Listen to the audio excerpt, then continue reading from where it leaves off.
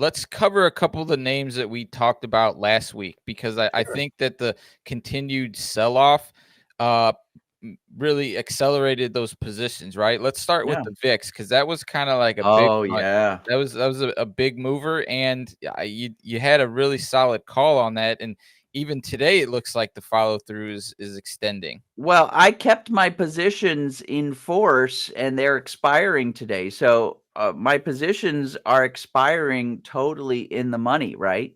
My credit spread is expiring worthless, which is what I wanted it to do. And my debit spread is, this is one of my most profitable trades of the year. I mean, we're talking about a six figure return for me this year. So I am very stoked. All I needed to do on today's close is see the VIX above 17. And as you can see, the VIX has been close to this all-time mean. This dotted line that you see here is the all-time mean of the VIX. And the VIX, a measurement of implied volatility, more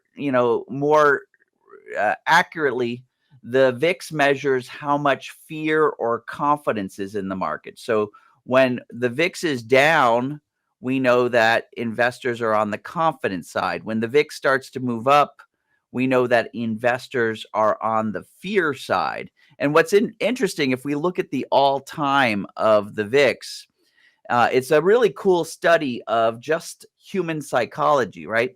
You'll notice that if I look at since the VIX was created in 1985, that or I guess since this chart goes back, you'll see that we really max out as a human kind of tribe think, at least in the markets. This is like psychology 101. We really max out at confidence. Like we only get so confident, Sip, but when fear takes over and anxiety starts to increase in us as a species, check it out.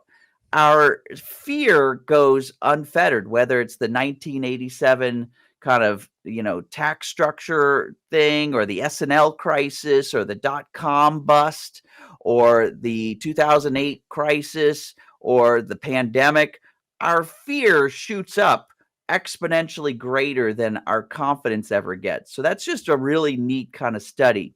But you'll also notice that no matter what, we always revert back to the mean. That's something about implied volatility. We have this mean reversion. Whereas, with the equities, if you look at the indexes, the ETFs, the stocks, they typically, go from the lower left to the upper right. They're always increasing over time, at least in the long term. But the volatility tends to find a average or a mean that it goes up and down to.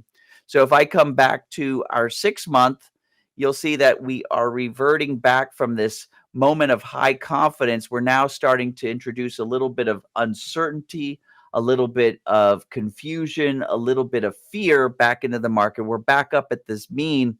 And I set up those trades that are based on the fact that we probably will only get so confident, but their fear is typically, can go to proverbially infinity. And that's what happened. And that's why this is one of the most profitable trades. So I'm really stoked about what the VIX is doing right now.